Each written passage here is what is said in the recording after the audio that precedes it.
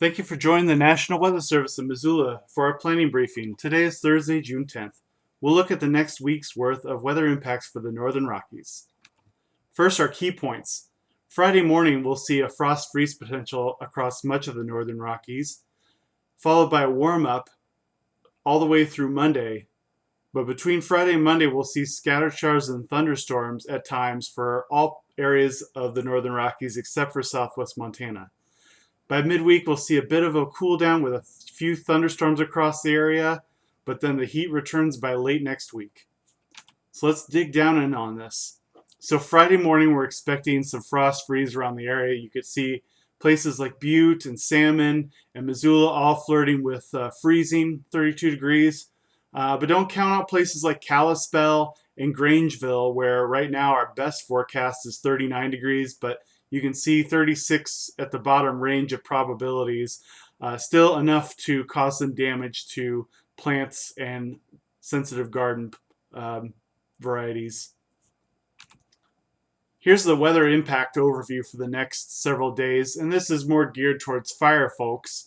For the fire community, thunderstorms will be something to think about on Sunday. While not widespread, they will be around for all areas except southwest Montana zones. And then Monday will be an exceptionally hot day, followed by the ridge breakdown, which then leads to more thunderstorms for all areas except southwest Montana. So drilling down on this a little bit more, Monday afternoon temperatures, our best forecast right now looking at the low 90s, upper 80s, even low 80s here over Camas Prairie of Idaho near Grangeville.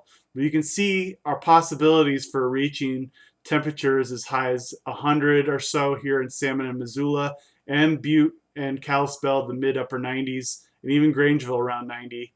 So keep this in mind that there is a range here in the forecast, but that there are actually some probabilities that we could reach some pretty warm temperatures for this time of year. And for reference, Missoula on this day is 98 degrees for the record high temperature. And so what we're worried about is people getting suffering from some heat exhaustion, not getting adequate hydration or cooling throughout the day. So you can see in these orange areas, pretty much the valleys across the area, the region. That's where we expect the biggest risk for some heat exhaustion type impacts. We also need to talk about the humidity through midweek, and this is a good characterization of what we'll see day in and day out. You can see the 30s and 40s for minimum humidity up here in northwest Montana, north central Idaho. A little less so in west central Montana, but then southwest Montana only in the teens and low 20s for most afternoons. And this is Monday afternoon where we have the hottest temperatures. And so the thunderstorms, showers periodically coming over northwest Montana and north central Idaho and a little bit in west central Montana. And cloud cover is going to just keep those humidities up over time. And this should persist for a bit until we get our transition. So here's an example of what kind of rainfall we're looking at, though. Really minuscule amounts. This is Dent, Idaho at 1,700 feet is just an example how just a little bit of precip here early in the weekend and then maybe just a little bit here towards midweek. But it's mostly the cloud cover that's going to be keeping the humidity up. So late next week, we're probably going to be back to more heat. Right here, these are the probabilities of reaching or exceeding 90 degrees Fahrenheit on Saturday next week.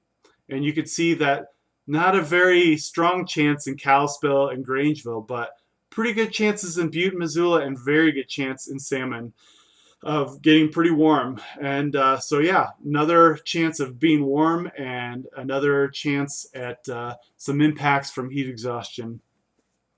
So thanks for joining us. The next planning briefing is going to be on Sunday, June 13th. We hope to see you there. And so for now, have a nice day.